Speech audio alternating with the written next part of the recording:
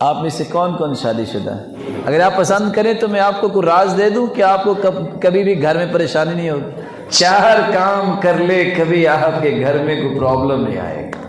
میں نہیں کہہ رہا، خطبہ حجۃ الوداع میں اللہ کے رسول نے فرمایا تھا، اور اس سے پہلے بھی میں صرف وہ چیزیں پیش کرنا چاہتا ہوں۔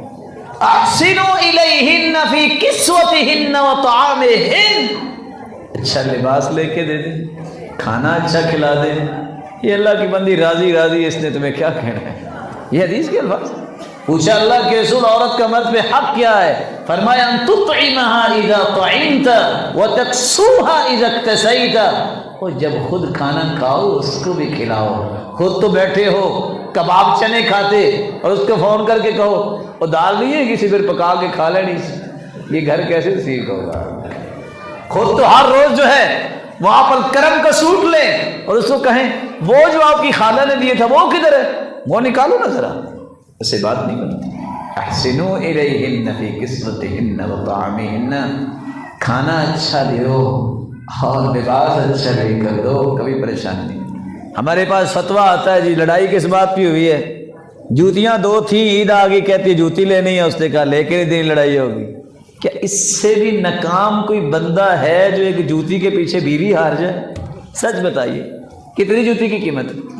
سلسلہ صحیحہ کی روایت ہے اکثر النعال، جوتیاں زیادہ لے سکتے ہو، 1 2 3 4 بھی لے سکتے ہو، اکثر النعال۔ اور دوسری روایت میں آتا ہے جب بندہ جوتی پہنتا ہے یوں لگتا ہے کسی سواری پہ سوار ہو گیا۔ حدیث کے الفاظ ہیں، اگر آپ ایک جوتی خرید کے دے دو گے تو کیا خیال ہے آپ فوت ہو جائیں گے؟ پھر ایک جوتی کے بدلے انسان بیوی ہار جائے، اس کے بارے میں آپ عقل کے بارے میں کیا کہیں گے؟ اگر آپ کا جی چاہتا ہے کہ میں اچھی جوتی پہنوں تو اس کو بھی لے کے دیں۔ اور چوتھا کام، رسول اکرم صلی اللہ علیہ وسلم گھر آتے تو سیدہ عائشہ کے پاس سہیلیاں بیٹھی ہوتی تھی اور کھیل رہی ہوتی تھی، دیکھ کے وہ دوڑ جاتی۔ فیسربہن، اللہ کی رسول فرماتے آ جاؤ سیدہ عائشہ کے پاس آ جاؤ، اور تم جو کھیل کھیل رہی تھی آپ کھیلو، جائز خواہش کو پورا کرو، مت کہو تم اپنے بھائی کے گھر نہیں جا سکتی، تم اپنی بہن کے گھر نہیں جا سکتی۔ یہ ڈکٹیٹرشپ کرنے والا کبھی سکون نہیں لیتا، اس کو بلکہ کہو جاؤ اپنی والدہ کا پتہ لو، اس کے لیے دعائیں کرو، اس کی خدمت کرو، موقع خود دو۔ یہ 4 کام آپ کر لو، یہ پابندیاں چھوڑ دو، آپ کو کبھی پریشانی نہیں ہوگی۔ کیا کریں گے؟ یہ نہ ہو کہ آپ بعد میں میسج کریں ساڑھے تو خرچے بھی تو آ گئے تھے۔ نہیں، سکون کے فیصلے اللہ کے رسول کے سنانے جا رہا ہوں۔ اور عورت کو کیا کرنا چاہیے؟ عورت 4 کام کر لے کبھی زندگی میں پریشانی نہیں اٹھائے گی۔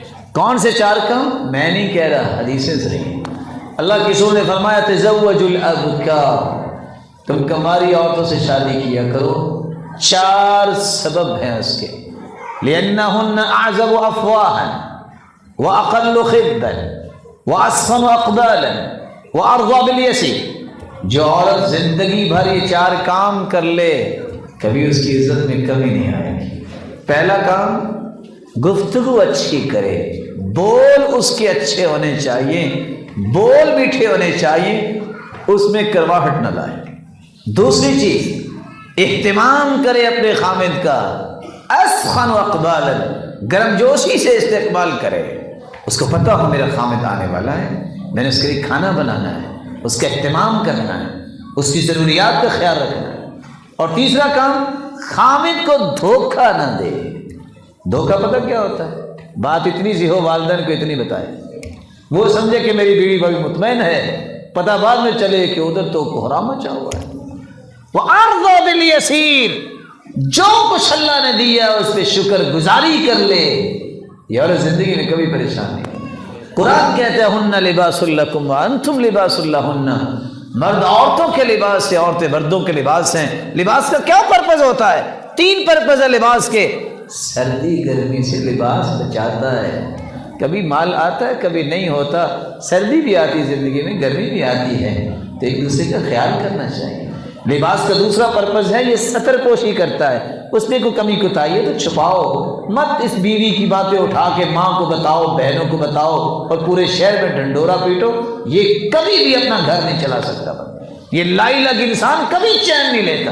بیوی کا مسئلہ خود حل کرو، تم مرد ہو، وہ خامد کی بات ہے، مت اپنی ماں کو جا کے بتائے، خود حل کرے، خود بات کرے۔ ہاں اگر کو پھر بھی بات نہیں ہوتی تو کسی سمجھدار سے اس کو تلقین کروائے اور اس کو ہدایت کی کو بات کروائے۔ ہر چھوٹی بات جو ہے پہنچانے والا بچہ یا بچی یہ کبھی کامیاب نہیں ہوتے۔ وَأَرْضَى بِالْيَسِيرِ، تیسرا جو ہے پرپز ہوتا ہے لباس کا، یہ زینت کے لیے بھی لباس ہوتا ہے۔ جو مرد یہ سمجھتا ہے کہ دنیا میں میرے لیے سب سے بڑی زینت کیا ہے، یہ میرا گھر ہے، میری بیوی بچے ہیں، اس کو کبھی پریشانی نہیں ہے۔ عورت بھی سمجھے کہ کائنات میں سب سے بڑی زینت میرا خامد ہے، میرے بچے ہیں۔ اللہ عز و جلال توفیق سے نوازے، ان باتوں کو سمجھ کے عمل کی توفیق دے۔